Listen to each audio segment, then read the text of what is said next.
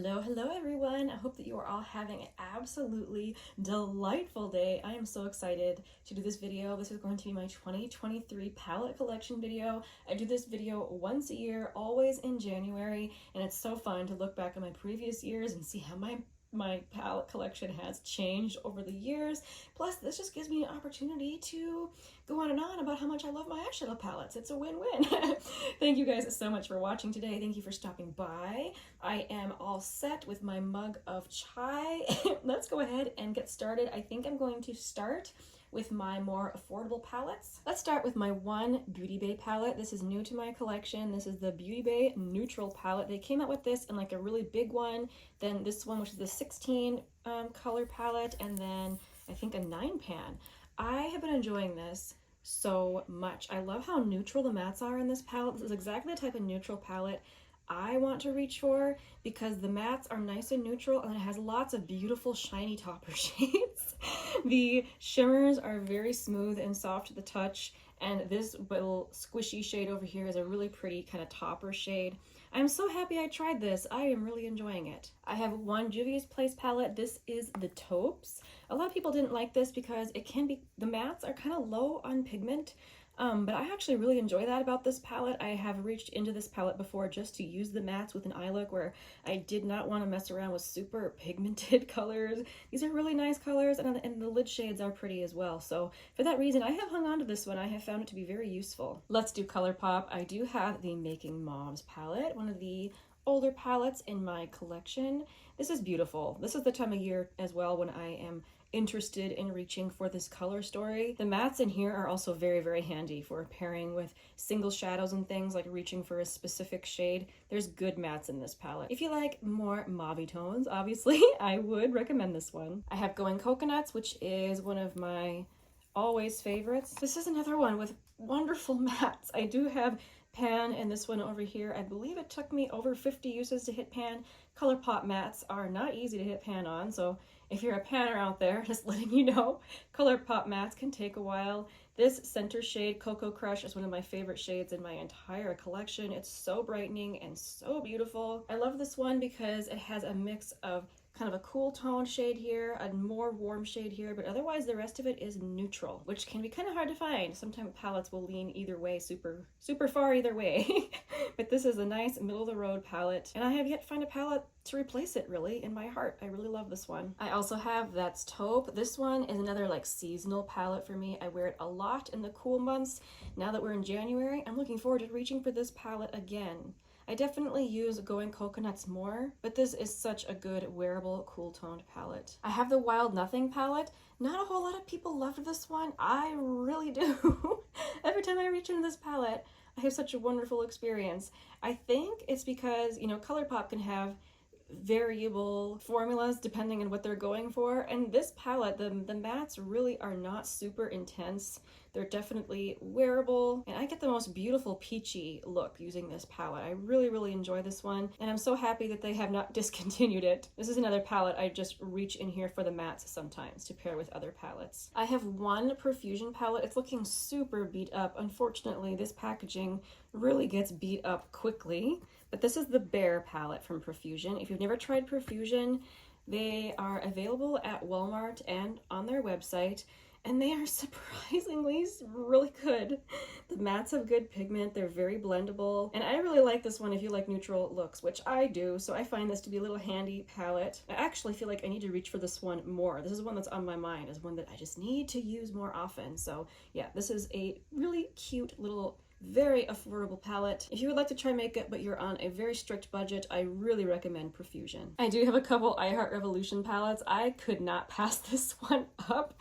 I know it's one of those palettes that came and went. I don't know if a lot of people even really remember this palette, but I was so drawn in by the packaging. It looks like a little box of cereal. I thought it was so cute.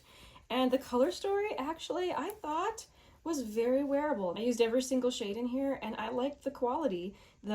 You know, Makeup Revolution can have, again, very variable formulas, and I thought this was just a very wearable palette. I liked how blendable the mattes were, and it has good shades in it, so yeah, I enjoy this one. The rest of my I Heart Revolution palettes were all gifts from a friend. So this is the Hair Revolution Honey palette. I don't think this is available anymore. This is an all shimmer palette. It has pretty lid shades in here. I also have the Marble Rose Gold. This is another one that is all shimmer. She said she thought of me and my love for pinks with this palette.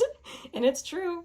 I do enjoy wearing pink eyeshadow. This is another one with pretty lid shades. And I do have a couple little minis from Hair Revolution. This is the Rocky Road palette, which looks completely different inside than you would expect. It's actually a very different color story for my collection. And same with this one. This is the Pistachio Cream. Very different greens than I have in other places. This is from Glossier. This is the Monochrome Essential Eyeshadow Trio. I have the shade Jute. If you've never seen these from Glossier, they got a lot of hate for making their trio look like this. People thought they really should have made it a quad with this extra space they had going on. But anyway, the whole concept of these is that it's a monochrome, like completely monochromatic shade, or sorry, color story. So this color shade, wow, I cannot say what I'm thinking. This color story called Jute, it's their taupe trio. So you have matte, satin, and a sparkly shade, all in the same color. I actually have another one of those. I just found this at TJ Maxx for $9.99. I thought it was so cool to find Glossier there, but I picked up the shade Almond, which is kind of the rosy brown. I haven't even tried this yet, just swatched it. I have a couple of Tom Ford quads that I picked up at the CCO. This is, which one is this? Disco Dust. A lot of people, it's apparently you love it or you hate it with Tom Ford. I really enjoy them. So I guess I'm in the camp that loves them. I think that they're like super, super blendy and very, very flattering on the eyes. So this was Disco Dust, and this one is Body Heat, which I think is so beautiful. I would totally buy more of these, but never at their full price. I bought mine not only at the cosmetics company store where everything's already on sale, but I also got these on sale again. So I got them very reasonable. I think that there was something like $22 or something when I bought them. It was absolutely wild. So yeah, absolutely. For that price, I would definitely buy more of these. This is my only palette from Urban Decay. I have the little Naked 3 Mini. I don't use this as much as I should, but I can't get myself to get rid of it. Mostly because it's my only Urban Decay, and it is a color story that I like. So I hang on to it. I have one tiny little Viseart palette. This is the Petite Pro Trois. I think these are so cute. But that is what this one looks like. I enjoy the Viseart formula.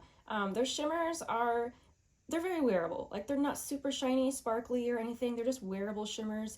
Where it's at with Viseart, the mattes. I know a lot of people don't like how dusty they can be, but I really like how they blend out, so I enjoy this little thing. This Natasha Denona 5-pan is called the Ayana palette.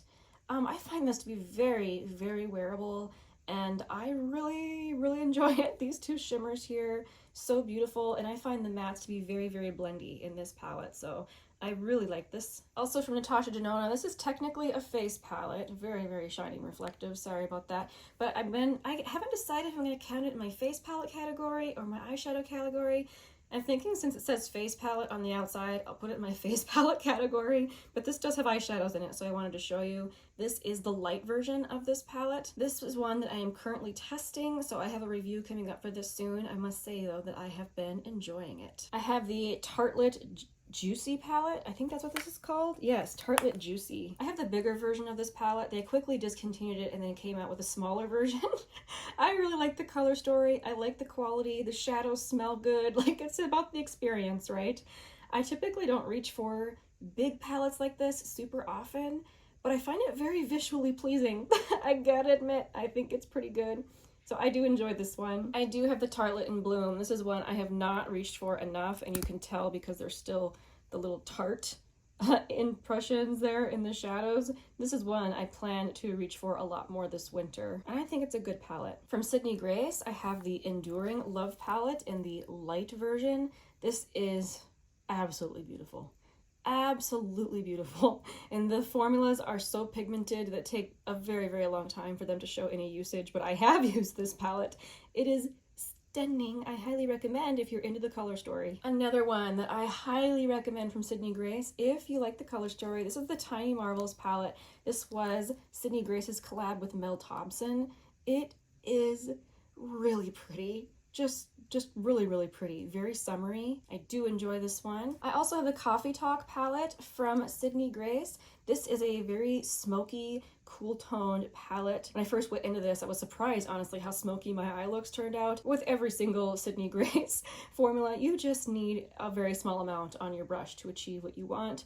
This is a lovely glam palette. If you're into cool tones, I really recommend it. Okay, let's talk about Lorac. I have the Lorac Maracay palette. This is a very everyday wearable eyeshadow palette. Again, I don't often reach for these bigger palettes because I feel overwhelmed, but I do find it, again, very visually pleasing, and I have used it, and I really enjoy the Lorac formula. I also have the Fairy Tale Forest palette. This is a nice direction that Lorac has gone in. They actually added a little bit of color, ooh.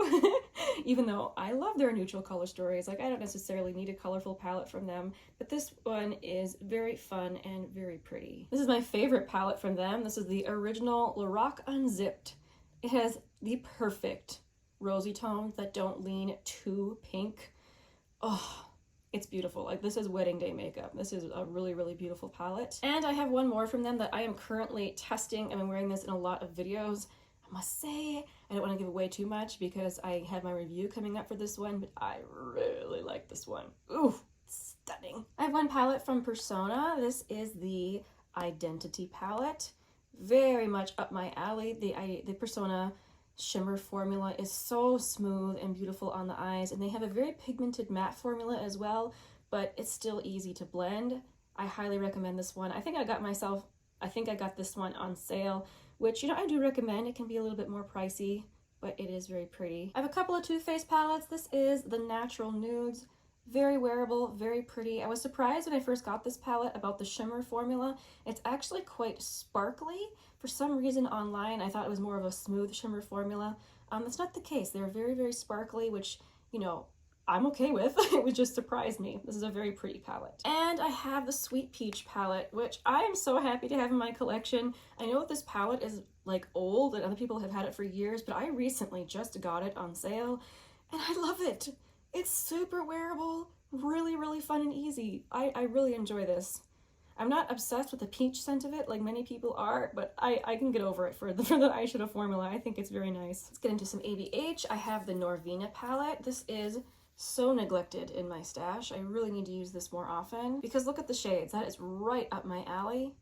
So beautiful. This is one that they need to relaunch. It's just so fantastic. The Sultry palette. Oh, so beautiful. Like, I really, really love this one. Sometimes people talk about this as being super cool toned. I don't think it's super cool toned except for like some of the silver and some of these and like this matte here, but it's just a beautiful neutral palette. Love this one. And I still have my Master palette by Mario. It still has a good formula, okay? Like, whoops. I know a lot of people get concerned when the powders get to a certain age, but the reality is they perform just fine. I do sanitize it from time to time, and it's beautiful. I love it. This has the best matte formula out of any Anastasia palette I've tried. I wish they would bring it back. Let's talk about Kaleidos makeup. I have a quad. Oops, a little plastic thing fell out, but this is the Cold Brew quad.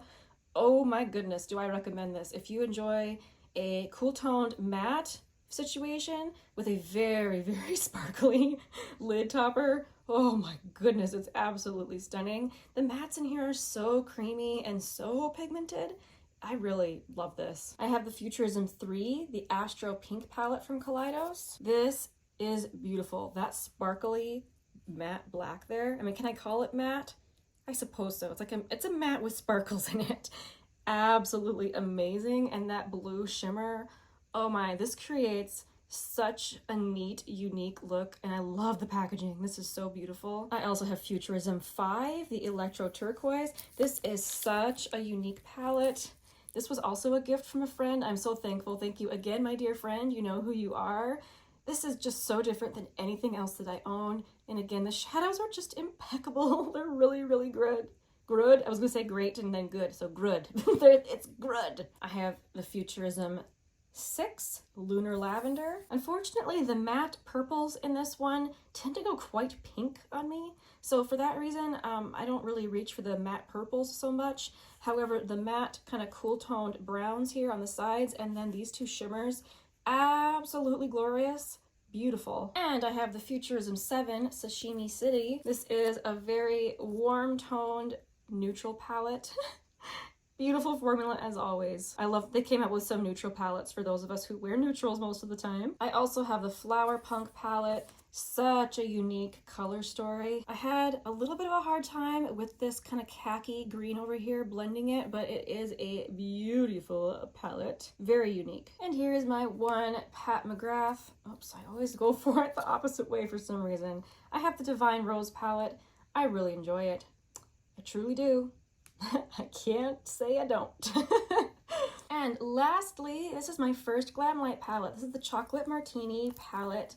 They are an indie brand. They're very, very popular for their absolutely adorable packaging and their very good formula. I've been testing this month, so I'll be mentioning this soon in a review video.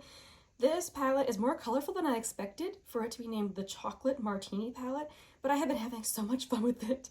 It is very, very pretty and honestly, more wearable than you would think, even though it's got some pops of color. All right, there you have it, my eyeshadow collection. Thank you guys so much for watching. I hope that you all have a wonderful day. I'll see you next time. Bye.